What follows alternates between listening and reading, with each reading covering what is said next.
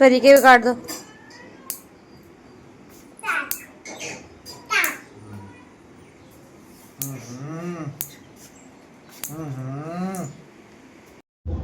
Hello friend, कैसे हैं आप सभी। वेलकम बैक टू कृष्णा परी मॉम में आप सभी को राधे राधे। आई होप आप सभी अच्छे होंगे, मैं भी ठीक हूँ।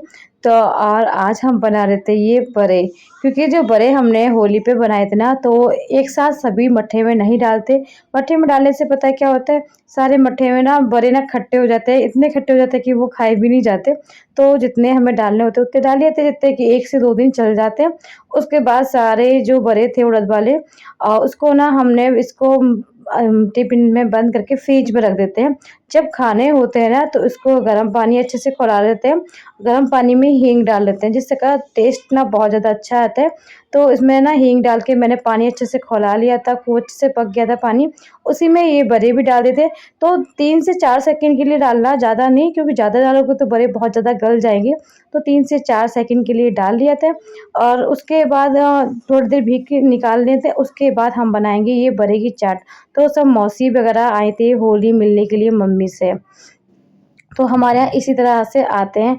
और ये हमने बनाई है चाट, और ये बड़े हैं, उसमें मीठी सॉस डाल दी थी, और जो पापड़ी बनाते हैं वो डाल लेते हैं। तो इस तरह से ना होली के बाद हमारे यहाँ बहुत ज़्यादा खाई जाती है। तो क्योंकि उस टाइम पे तो इतनी खाते नहीं आराम से, और सब लोग आते हैं ना, तो इसी तरह का हमारा नाश्ता चलता है। तो बड़े का और ये मसाला वगैरह डाल के बहुत अच्छा लगता है। चले आज कहाँ घूमने जा रहे हैं? अच्छा चलो गोदी चलो, इसमें तो गोदी रहता है।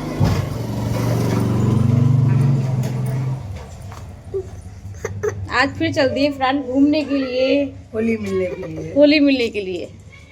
चलो चलो मसाला लगा ना, मसाला लगा ना भी चलो।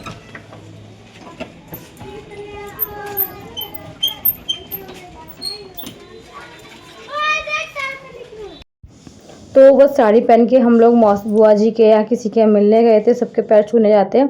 तो एक दूसरे के घर जाते हैं। पहले मौसी आई थी, उसके बाद प्यारों की मम्मी के साथ फिर मैं गई थी, और आखिर फिर साड़ी चेंज कर ली थी, इसलिए क्योंकि ना उस साड़ी पर ना परी ने ना पानी गिर गया था, तो वो साड़ी मैंने चेंज करी। और अभी इसलिए चाय लोग हम मम्मी और चाय पी रहे थे। आज निकलेगी पूर्णागिरि की झंडी। बैक टू कृष्णा परी मॉम में आप सभी को राधे राधे। तो आई होप आप सभी अच्छे होंगे, मैं भी ठीक हूँ। तो हमारे यहाँ जा रही है माता रानी की झंडी, जो कि इन्हीं दिनों में जाती है। तो ये डोला बोलते हैं हमारे यहाँ। तो ये पहला डोला जा रहा है, तो मैं आप सबको भी दर्शन कराती हूँ। तो पूर्णागिरि की झंडी पैदल जाते हैं ये सभी लोग ना, जितने भी होते हैं भक्त, वो सब पैदल जाते हैं पूर्णागिरि तक। यहाँ से काफ़ी दूर भी है। तो पूर्णागिरि की झंडी के इंतजार में मैं मम्मी सब खड़े थे। तो आसपास के जितने भी सब होते हैं, सब लोग हम इकट्ठे हो जाते हैं, सब लोग गेट पे से देखते हैं, माता रानी के दर्शन करते हैं। और इस तरह से ना पूरे मोहल्ले में अच्छे से में घूमती जाती है।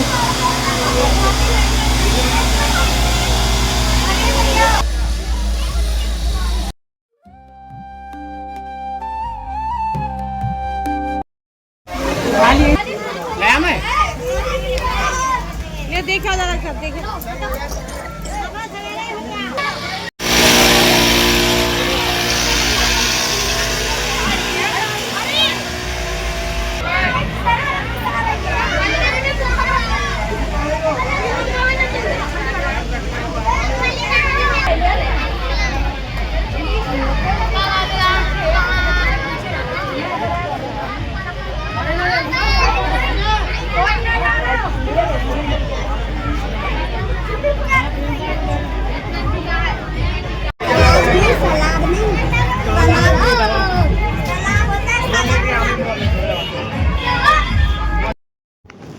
तो फ्रेंड आप सब भी दर्शन कर लीजिए पूर्णागिरि माता रानी के।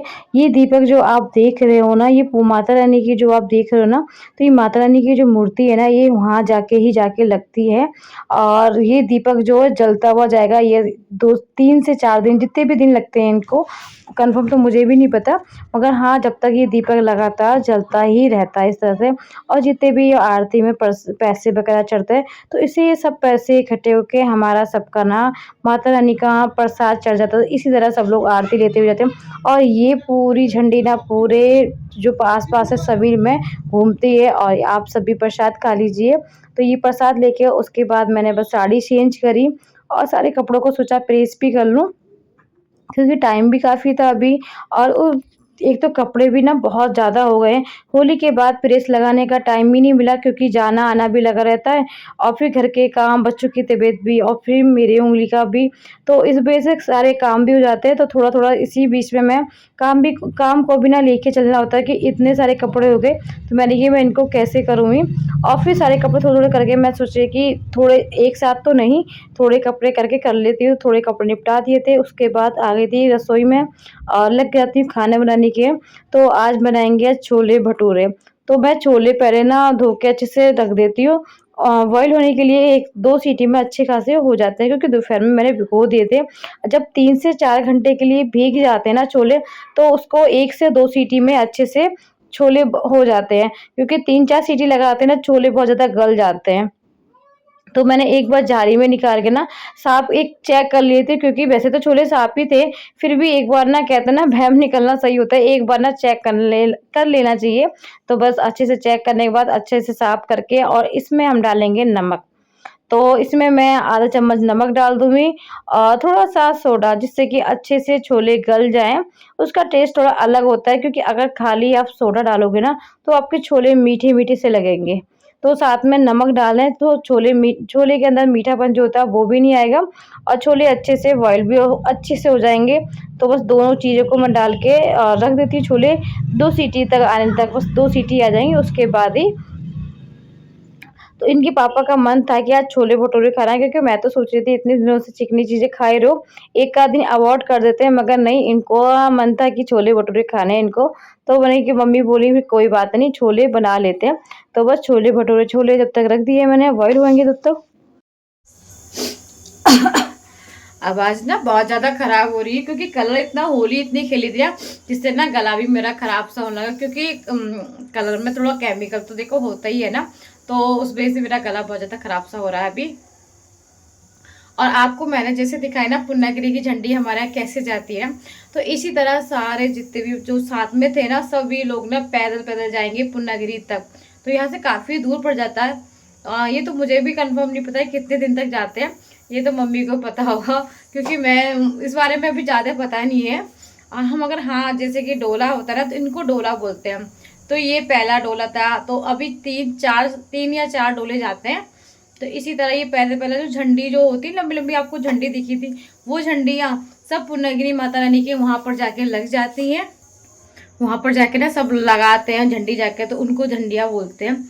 इसी तरह वो जंगल का रास्ता क्रॉस करना होता है, काफ़ी वहाँ अच्छा लगता है, एक दूसरे के साथ में होते हैं तो काफ़ी अच्छा लगता है। मगर मैं अभी तक नहीं गई, क्योंकि मैं तो पूर्णागिरि शादी के बाद अभी तक नहीं गई। पहले गई थी पापा के साथ, उसके बाद अभी तक नहीं गई। कहते हैं ना माता रानी जब तक ना बुलाए ना तब तक नहीं होता। ये मच्छर कहाँ से आ गया। अब देखो माता रानी कब बुलाती है मुझे, तब मेरा जाना होगा। और पता है, एक तो मुझे इतना डर लग रहा था जिसमें मैं बताई थी ना कि मेरी उंगली में ना दर्द हो रहा है, कि मैं ऐसी दवा से काम चलाती रहूँ। मगर मुझे दवा से काम चलाते चलाते ना 2 से 3 दिन हो गए थे, मगर मेरी उंगली में कोई फ़र्क नहीं पड़ रहा था।